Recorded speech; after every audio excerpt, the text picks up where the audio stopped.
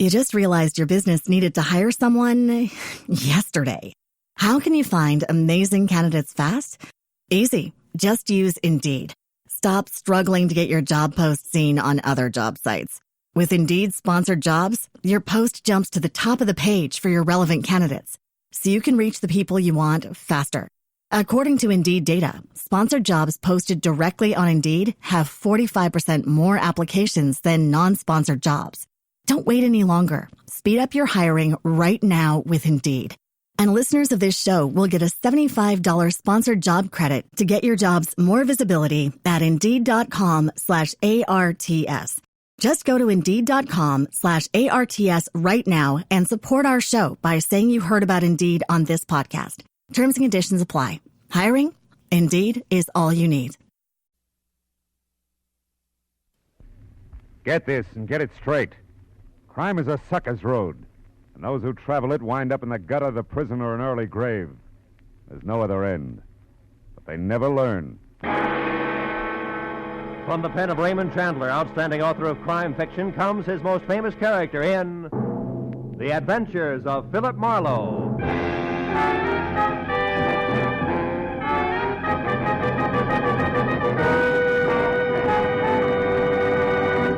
Now, with Gerald Moore starred as Philip Marlowe, we bring you tonight's transcribed story, The Fox's Tale.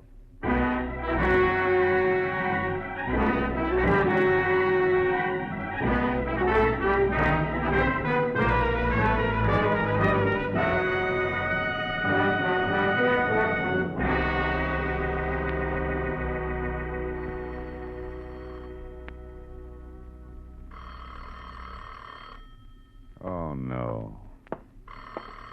There are some times when the phone just never should have been invented. Hello, Marlowe speaking. This is Orrin Metcalf.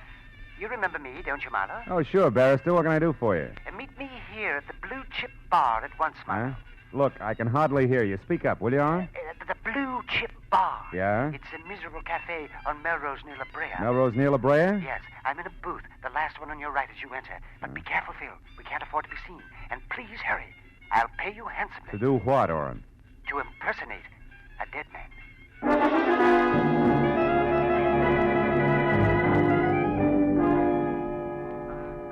The Blue Chip was an indelicate assortment of stale smells, surrounding pictures of Lady Godiva, some without horses, and featuring low lights, lower clientele, and the lowest grade of bar whiskey.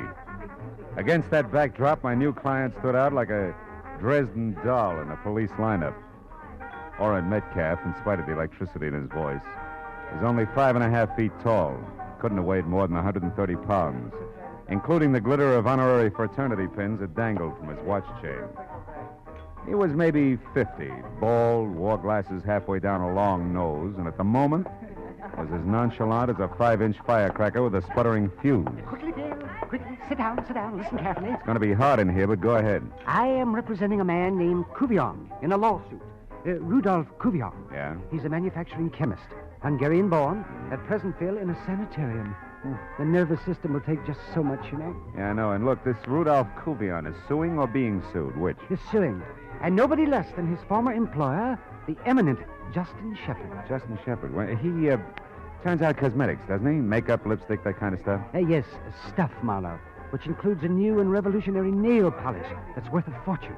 Which was invented by your client and stolen from him by Justin Shepard, huh? Exactly. We're suing for $250,000 in damages, Marlowe. But we'll settle out of court for $150,000 in cash. Hello. Not a cent less. Now, the trial, Phil, has, Oh, wait. What? What's the matter? What'll it be, Judge? Oh. Some brandy, please. Cognac. Cognac? You're kidding, Pop. Like I said, what'll it be? All right, Junior. 2 beers. Skip the chatter. We got to catch a train. Okay. Be antisocial. Yeah. Right, couple, sir. Isn't that awful? You were talking about the trial, Orrin? Oh, yes. Now, the whole point, Phil, is that every witness we had at the outset has so far either been bought off or frightened away by Shepard and his crew. With one exception. You're racing the hole, huh? Yes, a man named Max Redmond. He worked with Rudolph Cuvion years ago in Chicago, when Cuvion first perfected the lacquer base, which makes the nail polish formula so valuable. Redmond's testimony could have swung everything our way. And Justin Shepard found this out. Wait a minute. What do you mean could have, Orrin? Huh? 2 beers as ordered.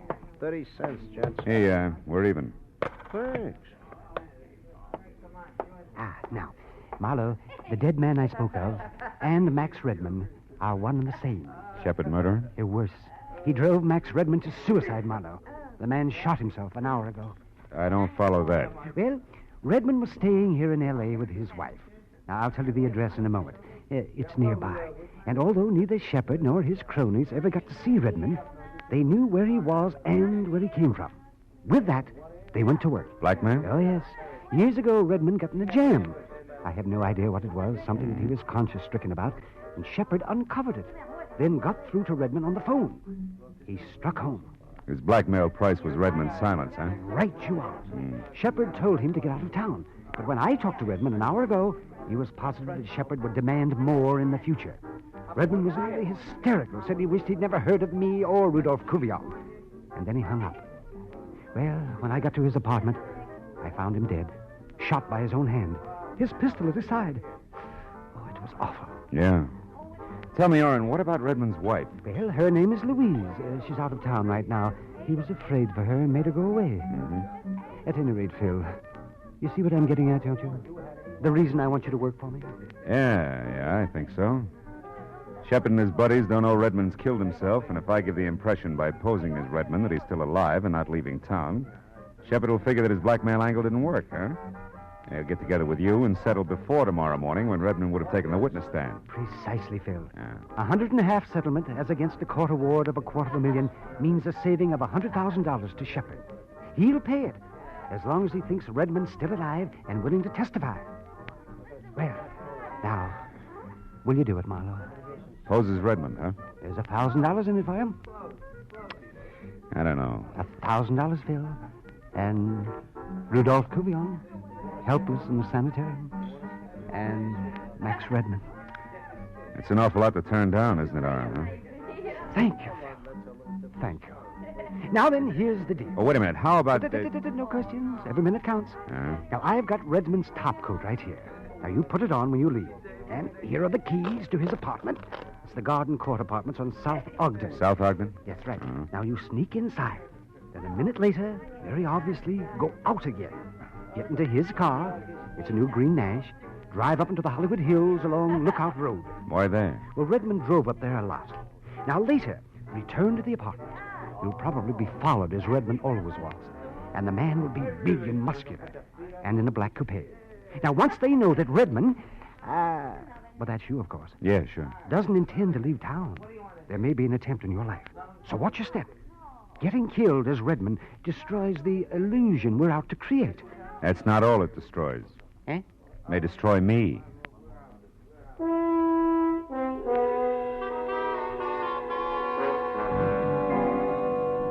It played as outlined. A minute after I drove Redmond's car out of his garage and conspicuously signaled a left turn with a plaid sleeve, I picked up my escort. His headlights stayed in my rearview mirror all the way along Sunset Boulevard and then up into the hills along Lookout Road. I drove slowly until I cleared a hairpin turn and spotted a flat open lot about 100 yards ahead and to my right. It overlooked the city below and was dotted with cement bags, piles of lumber, and bulldozers that had gone to bed hours ago. I swerved off the road sharply, cut my lights, and parked close to the edge of the cliff. Then I piled out of the car and quickly set up the oldest trick in the book. I took off the plaid coat, tossed it over a shoulder-high board jutting out of a lumber pile, topped it with my hat, and ran for cover behind the bulldozer. I got there just as the black coupe pulled in, cut its lights, and ground to a stop. Then I saw something big and beefy get out and start toward the coat, an ugly, snub-nosed gun in hand. I reached for my .38 and slowly moved through the ankle-deep weeds until I was only a few feet behind him.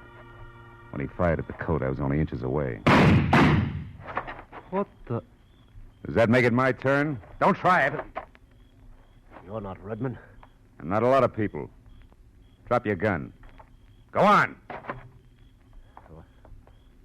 What are you going to do? I'll ask the questions. What's your name? Gaffney. Earl Gaffney. Working for Justin Shepard? No. I was just... You're just a liar. That's nothing compared to what's in store for you. No, quit. I work for Shepard, all right. And you were tagging me, thinking I was Redmond to see if I was going out of town. Yeah. I had orders to knock Redmond off. if he didn't go straight for the airport. That's all, honest. I don't know anymore. Get up. Now walk over to that tool bin there. Open it and get in. Go on. Keep moving and keep your hands open. All right. Now I want to have a little chat with Justin Shepard. His home address. What is it? He ain't got one. He stays at the hotels. Right now, it's the Beekman Plaza in Beverly Hills. Now quit, will you? That's all I know. Sure.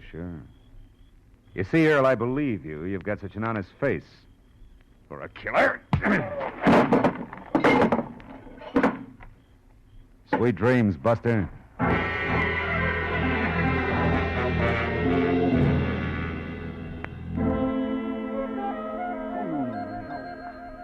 Dozen gladiolas and 1 dozen golden iris.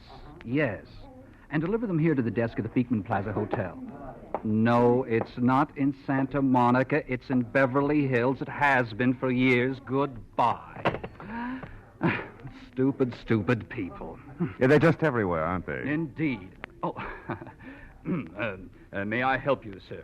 Yes, I was looking for Mr. Justin Shepard. Is he in? Oh, yes. And, sir, you could almost reach out and touch him. No, really? Yes, that's he over there, reading the paper in the Louis XIV chair. The Louis XIV. Mm-hmm. You see him? The short, round man to one side of that woman wearing that stunning taffeta. That what? Stunning taffeta. You see, it's applicated with those bright red roses. Oh, yeah, couldn't miss him. Turn right at the stunning taffeta. Goodbye. You're quite welcome, sir. Welcome indeed. Goodbye.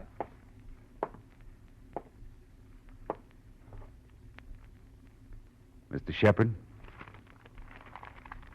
That's right. My name is Philip Marlowe. I'm a private detective. I know. I've heard of you. Oh? What's on your mind, Mr. Marlowe? A chemist. What about him?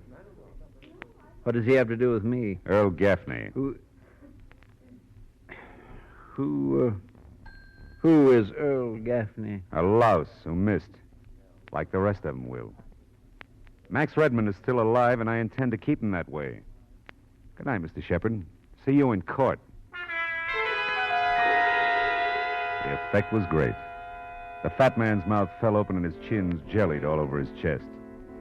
I let it go at that. The illusion was established. As far as Justin Shepard and company were concerned, Max Redmond was very much alive and kicking up the kind of trouble that they didn't want. But 20 minutes later, when I let myself into the dead man's apartment and walked into his bedroom, I knew the illusion was only an illusion. Max Redmond's body was sprawled at a crazy angle across the bed. I wondered what he could have possibly done to take this easy way out. I stopped wondering when the front door closed. It was a woman with the deepest brown eyes I'd ever seen. What are you doing here? Who are you? My name is Max Redmond. You're lying. Where is Max? Tell me, where is he? He's in the bedroom. You a friend of his? I'm his wife, and I'm going to speak to him. Don't try to stop me. I won't, Mrs. Redmond. Go ahead.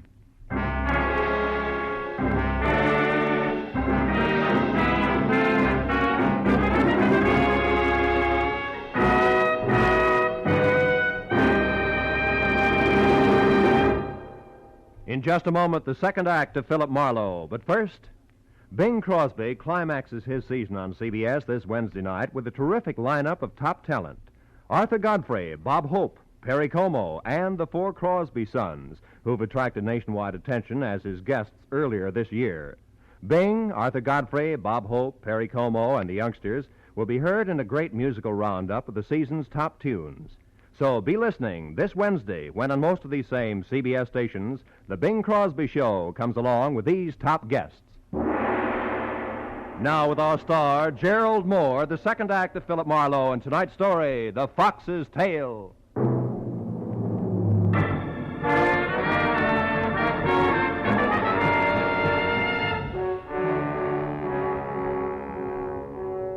Louise Redmond's dark, troubled eyes stared at the bedroom door for an instant.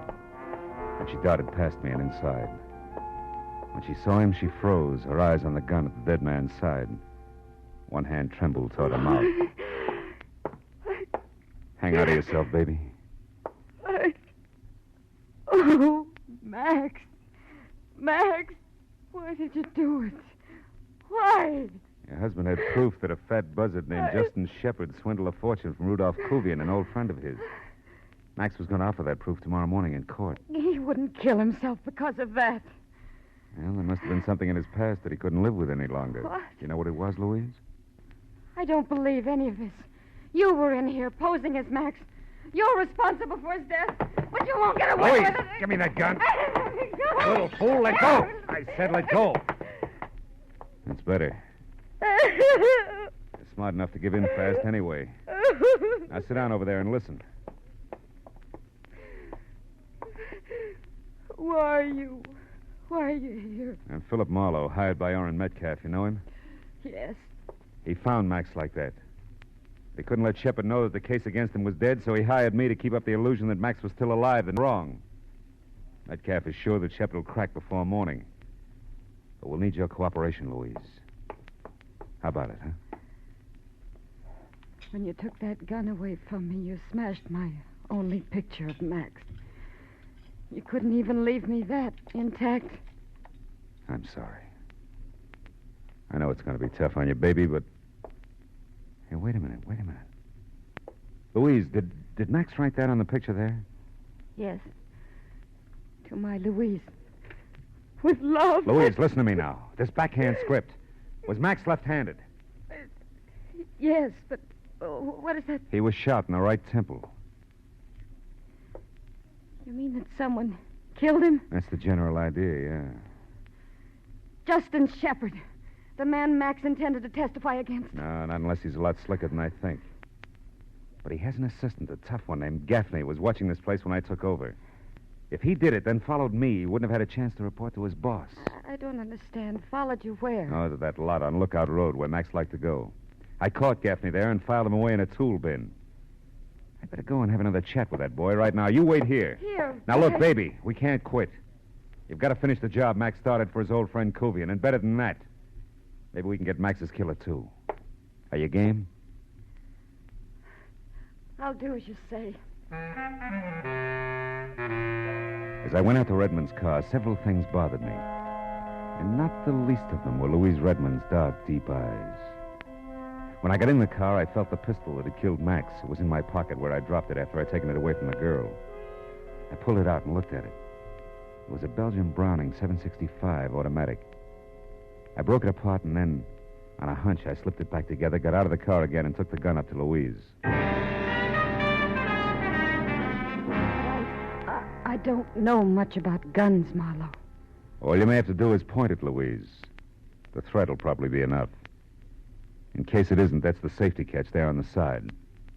I'll be back as soon as I can.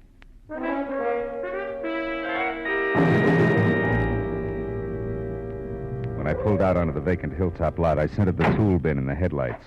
I was out of the car and wading through the foot-high foxtail grass before I noticed that the stick I'd shoved through the hasp was now on the ground. I ran the rest of the way and jerked the lid open. Gaffney was gone. I started to close the lid, but stopped at something in the bottom of the bin. I'd have liked a coiled rattlesnake better. It was a glistening, sticky puddle, and it was blood. The scream had come from a hollow beside the lot. I ran toward it. Saw two kids in a parked car, scared stiff and staring into a tangle of brush in front of them. Mister, there's a man down there. He's hurt. Bad. Where? Show me. In that brush. We both saw him. He stood up just a second ago, and he started toward us. There was blood all over him. And then he fell down again. Okay, get your girl out of here. Get back to your car. Okay, mister. Oh, hey, holy cats. You're Philip Marlowe, the detective. Yeah. I've seen your picture lots of times. All right, be a good fan and stay out of the way. The guy's dangerous. Go on. Yeah, okay. Come on, buddy.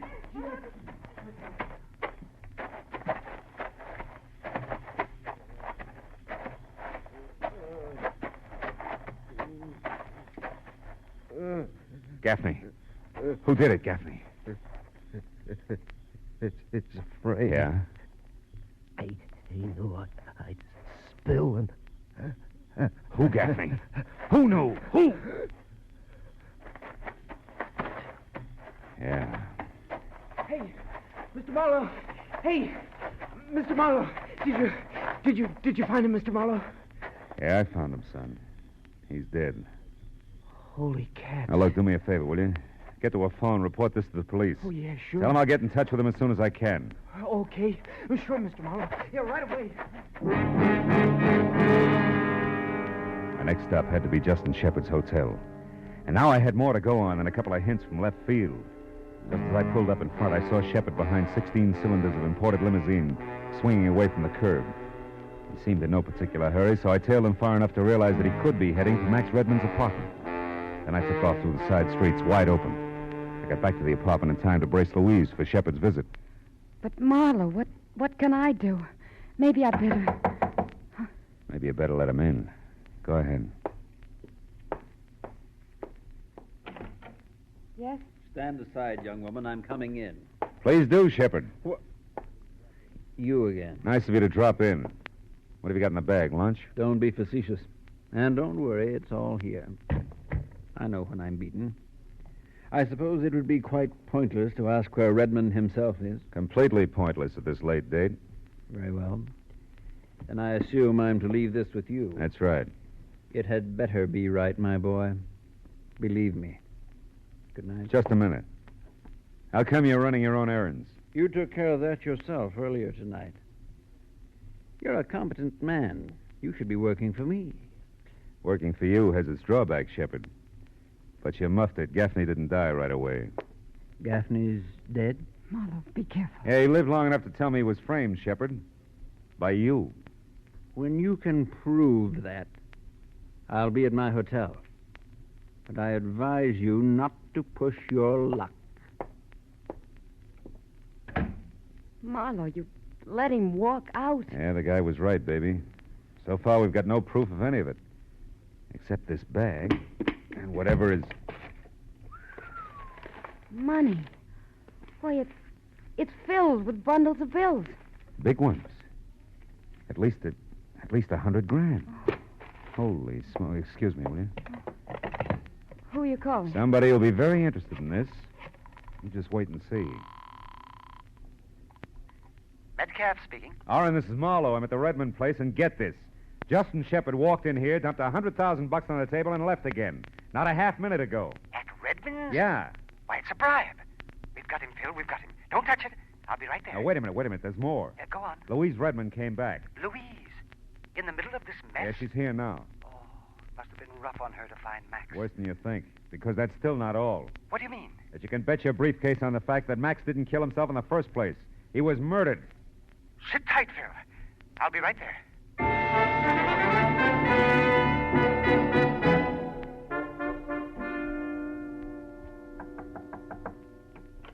Come on in, Oren. The money, Marlowe. Where is it? In the bag there on the table. Yes. Excellent. Iron-bound evidence. Best in the world. We'll have this impounded right away. And... Oh, Mrs. Redmond, I can't tell you how sorry I am, my dear. Thank you, Mr. Metcalf.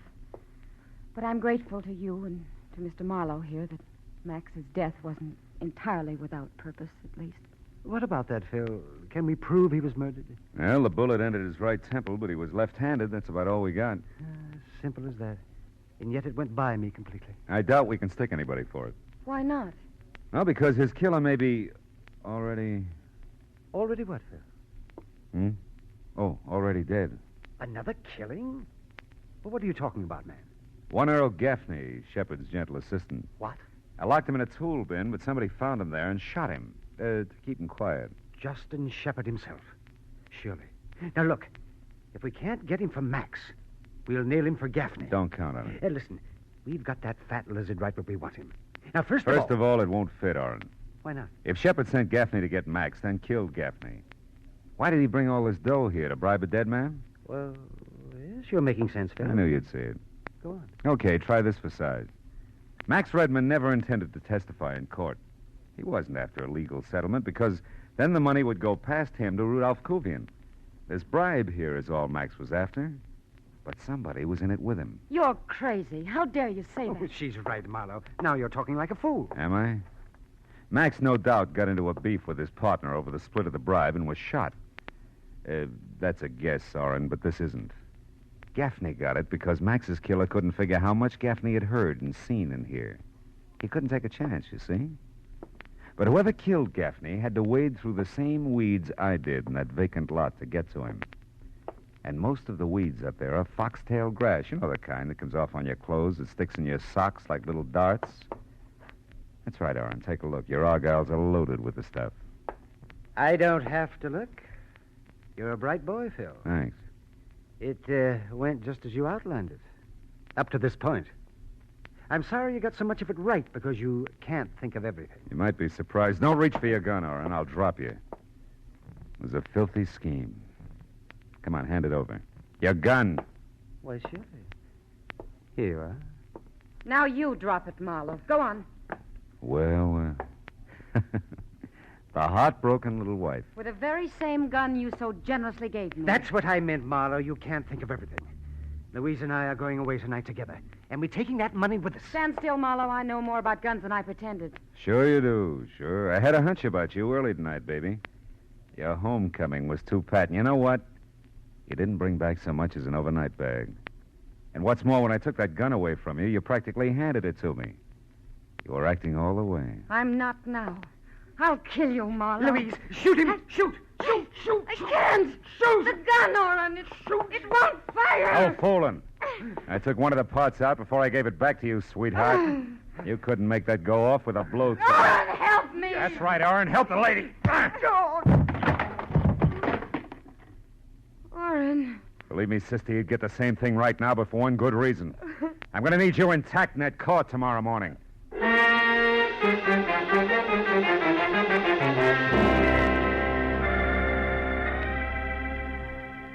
By the time the police showed up, Orrin Metcalf, dynamic barrister, and Louise Redmond, beautiful dreamer, were already coming apart at the seams.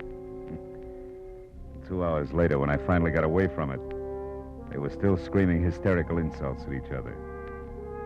Now, before I went home, I stopped by the sanitarium just long enough to shake hands with Rudolph Kuvian, who turned out to be a nice, quiet, thoughtful old guy. And I assured him of a fair shake that was long overdue. I guess it made him happy. It was hard to tell. Because the look on his face said that maybe the real price in things other than money had been much too high. Well, that's the way it is with some characters. They're human.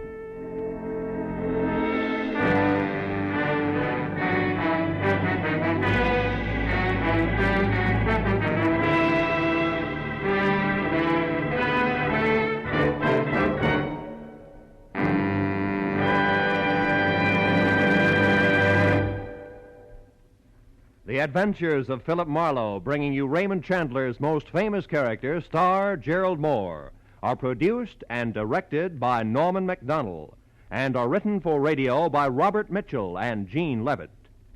Featured in tonight's transcribed cast were Howard McNear, Lou Krugman, Rick Vallon, Parley Bear, Georgia Ellis, and Hugh Thomas. The special music is composed and conducted by Richard Orant. Be sure and be with us again next week when Philip Marlowe says... This time there was a fish that talked with a lisp, a hot blonde with cold cash on her mind, and a corpse with dirty French cuffs. And I mixed with them all without ever getting out of my own bed.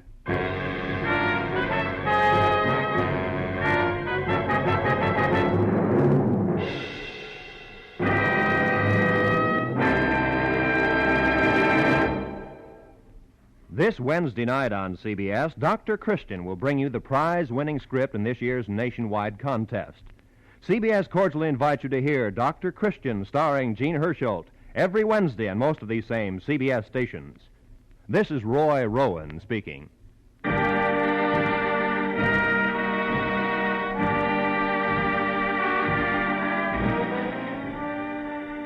You can save for your future today the United States Savings Bond way.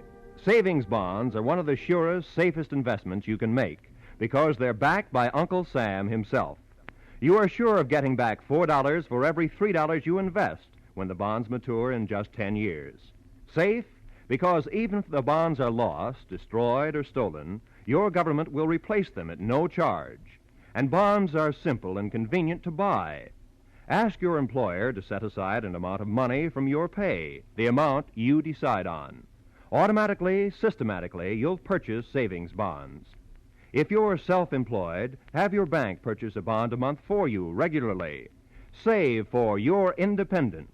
Buy United States savings bonds. This is CBS, where Burns and Allen are heard every Wednesday night, the Columbia Broadcasting System.